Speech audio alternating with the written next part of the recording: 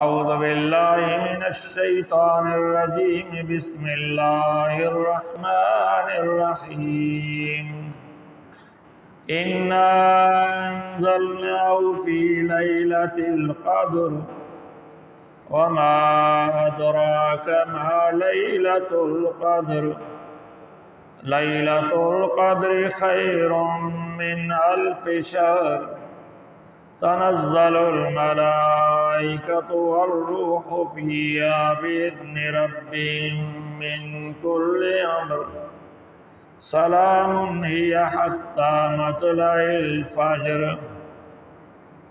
صدق الله العظيم وبلغنا رسوله النبي الكريم ونحن على ذلك لمن الشاهدين والشاكرين والحمد لله رب العالمين إن الله وملائكته يصلون على النبي يا أيها الذين آمنوا صلوا عليه وسلموا تسلیما۔ دل کی گہرائیوں سے اور محبت سے آخری نبی حضرت محمد مصطفیٰ صلی اللہ علیہ وسلم پر درود پڑھیں۔ اللهم صل على محمد وعلى آل محمد كما صليت على إبراهيم وعلى آل إبراهيم إنك حميد مجيد اللهم بارك على محمد وعلى آل محمد كما باركت على إبراهيم وعلى آل إبراهيم إنك حميد مجيد۔ مسلمانوں، مومنوں، روزے داروں، اللہ رب ذوالجلال کے پیارے بندو، آج رمضان شریف کا 23واں روزہ ہے۔ اگلا جمعہ ہو سکتا ہے کہ عید کا دن ہو یا آخری روزے کا دن ہو۔ اللہ رب ذوالجلال نے ہم سب پر احسان کیا کہ ہمیں دنیاوی نعمتوں کے ساتھ ساتھ مومن بندوں کو اخروی نعمتیں بھی اللہ رب ذوالجلال نصیب کریں گے۔ اور یہ رمضان شریف حقیقتاً کمائی کا سیزن ہے۔ لوگ تو اس کو دنیاوی کمائی سمجھتے ہیں، لیکن یہ آخرت کی کمائی کا سیزن ہے۔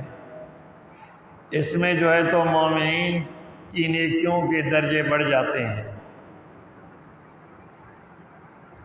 اللہ رب ذوالجلال نے اس مہینے میں جو انعامات عطا فرمائے، سب سے بڑا انعام اللہ نے قرآن کی صورت میں ہمیں عطا فرمایا۔ یہ قرآن مجید ھدی للمتقین ہے، یہ قرآن مجید شفاء للناس ہے، یہ قرآن مجید شفاء للمؤمنین ہے، اور یہ قرآن مجید اللہ تعالیٰ کا کلام ہے، اور یہ قرآن مجید ہمارے لیے دستور عمل ہے کہ ہم اس کو پڑھیں، سمجھیں، اس پر عمل کریں تو ہماری دنیا اور آخرت دونوں کامیاب ہیں۔ اور یہ قرآن مجید کیا ہے؟ اللہ تعالیٰ فرماتے ہیں ھدی للناس، یہ لوگوں کے لیے ہدایت ہے۔ ھدی للمتقین، یہ متقین کے لیے ہدایت ہے۔ اور اللہ فرماتے ہیں وہ شفاء و رحمت للمؤمنین، یہ مومنوں کے لیے شفاء ہے اور ہدایت ہے اور رحمت ہے۔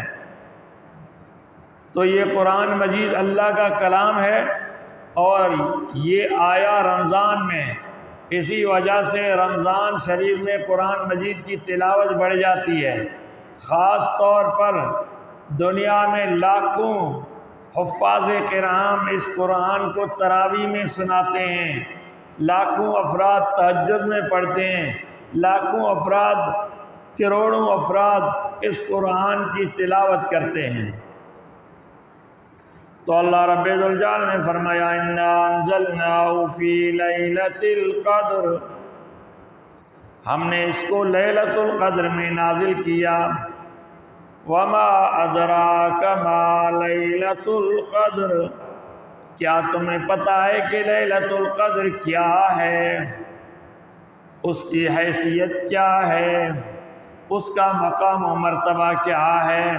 یہ اللہ تعالیٰ اس کی اہمیت بیان کرنے کے لیے بیان فرماتے ہیں وما ادراک، کیا تو جانتا ہے، کیا تمہیں پتہ ہے کہ ما لیلۃ القدر، لیلۃ القدر کیا ہے، تاکہ سب لوگ توجہ کریں، سب لوگ دھیان ادھر لگا دیں، یہ سوچیں کہ اب اللہ رب ذوالجلال جو لیلۃ القدر کی اہمیت بیان کرتے ہیں وہ کیا ہے۔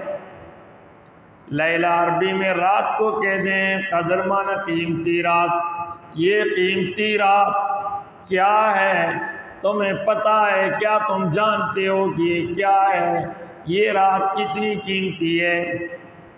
لیلۃ القدر خیر من الف شہر، یہ لیلۃ القدر 1000 مہینوں سے افضل ہے۔ اللہ رب الجلال نے 1000 مہینوں کے برابر نہیں کہا، 1000 مہینوں جتنا نہیں کہا، بلکہ خیر، 1000 مہینوں سے بہتر رب الجلال نے کہا ہے۔ یہ لیلۃ القدر 1000 مہینوں سے بہتر ہے۔ 1000 مہینے کا حساب لگاؤ، کیلکولیٹر نکالو، حساب لگاؤ تو اس کے 83 سال 4 مہینے ہوتے ہیں۔ یہی رات اگر کسی کو نصیب ہو جائے تو اسے 83 سال 4 ماہ کی عبادت سے بھی زیادہ کا ثواب ملے گا، برابر نہیں بلکہ زیادہ کا ثواب ملے گا، 100 سال 200 سال 500 سال تک کا ثواب ملے گا۔ لیکن یہ ثواب ان کو ملے گا کہ جو مومن ہیں، جو مسلمان ہیں، جو رمضان کا احترام کرتے ہیں، اس نے لیلۃ القدر میں عبادت کی ہے۔ کتنی عبادت کی ہے، چاہے زیادہ عبادت کی ہے یا تھوڑی عبادت کی ہے، اللہ ہر بندے کو اس کا ثواب عطا فرماتے ہیں۔ مسلمانوں اگر زیادہ عبادت نہیں کی ہے، لیلۃ القدر میں آپ نے تراویح پڑھی ہے، آپ نے تہجد پڑھی ہے، اور آپ نے سحری میں سحور کر کے روزہ رکھا ہے، اس کو بھی یہ ثواب اللہ تعالیٰ عنایت فرماتے ہیں۔ لیلۃ القدر کی عبادت اعتکاف والوں کو تو انشاءاللہ لازماً ملے گا۔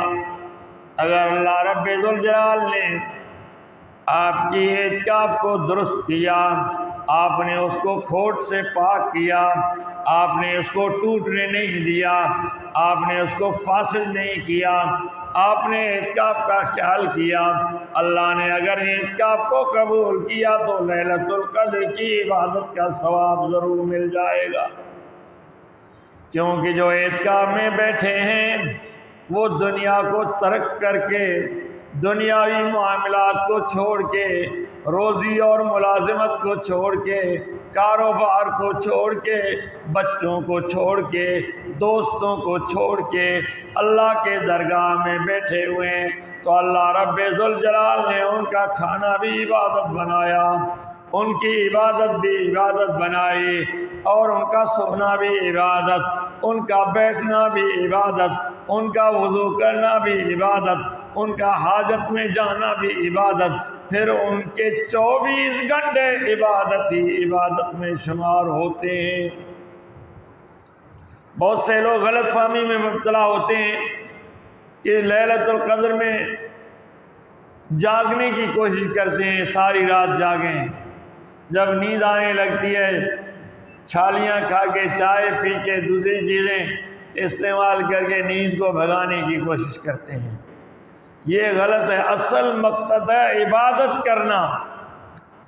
دل جمی سے، خوش طبعی سے، آسانی سے آپ نے جتنی عبادت کی ہے آپ عبادت کریں، لیکن جب نیند آنے لگے، جب دماغ پر نیند کا غلبہ ہو جائے تو پھر آرام کریں، اس میں کوئی حرج نہیں ہے۔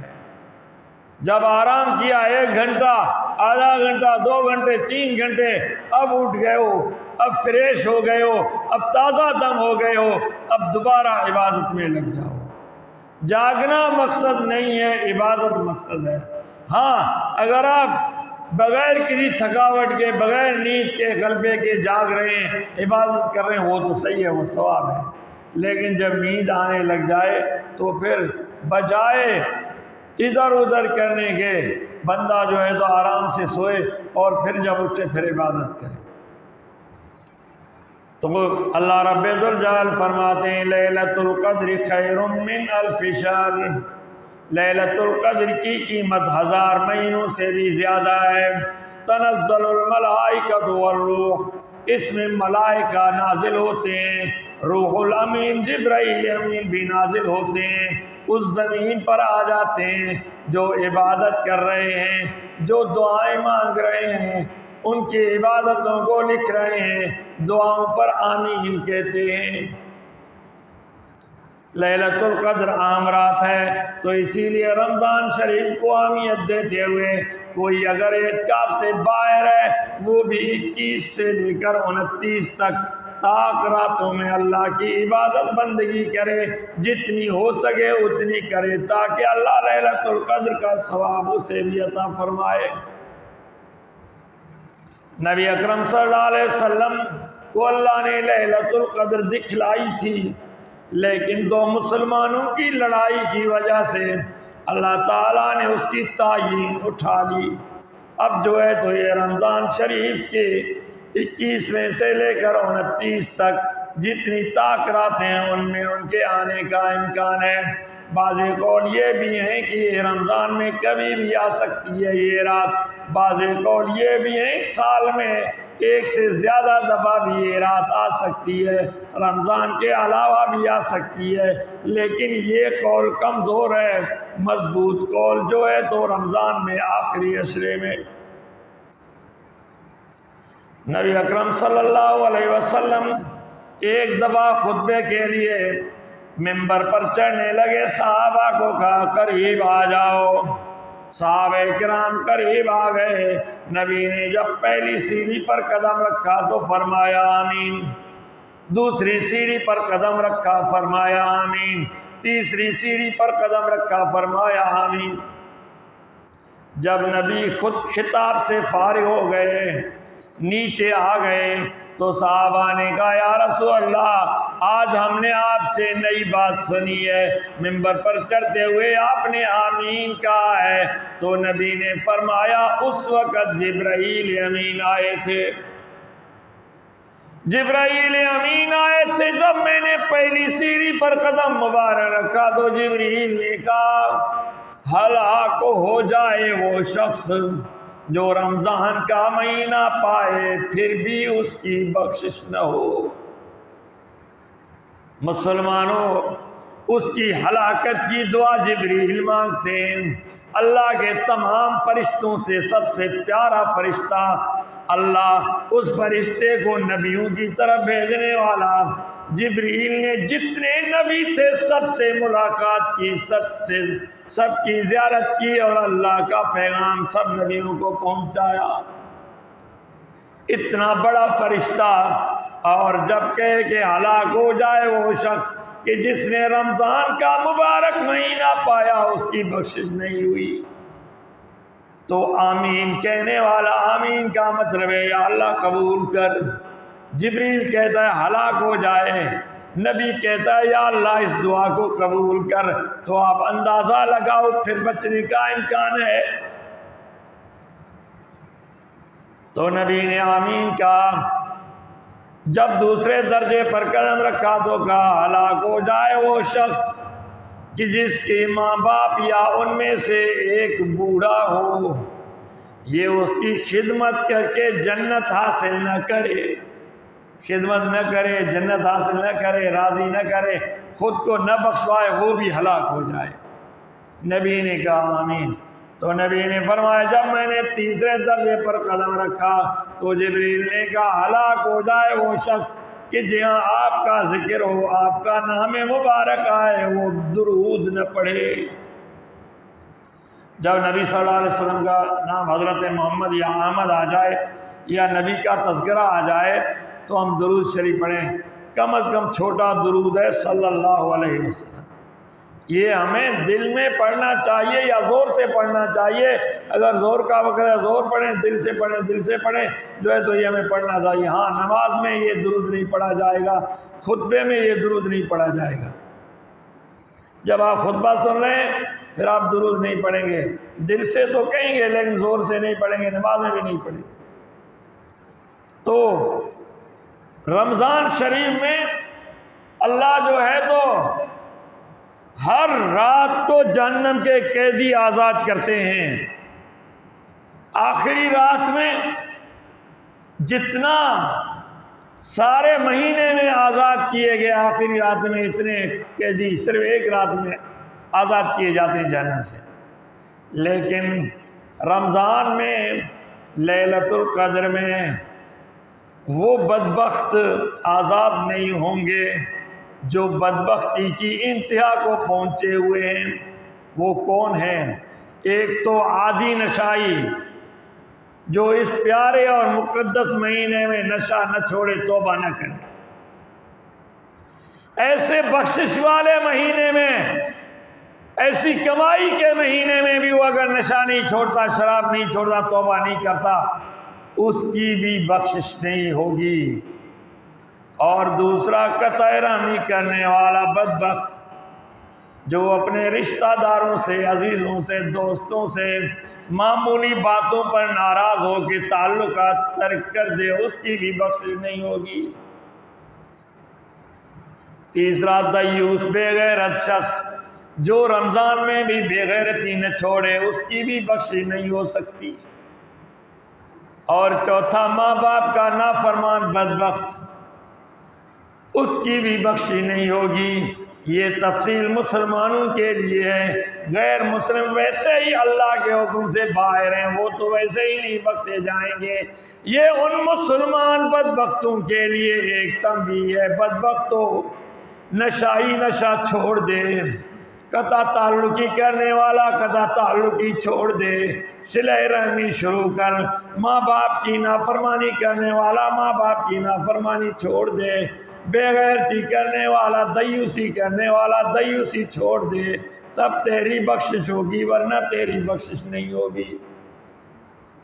تو یہ رمضان ہماری بخشش کے لیے آیا ہے، اور یہ ان لوگوں کو اللہ نہیں بخشے گا کہ جن کے لیے بددعا جبریل نے کی ہے، آمین اللہ کے نبی نے کہا ہے۔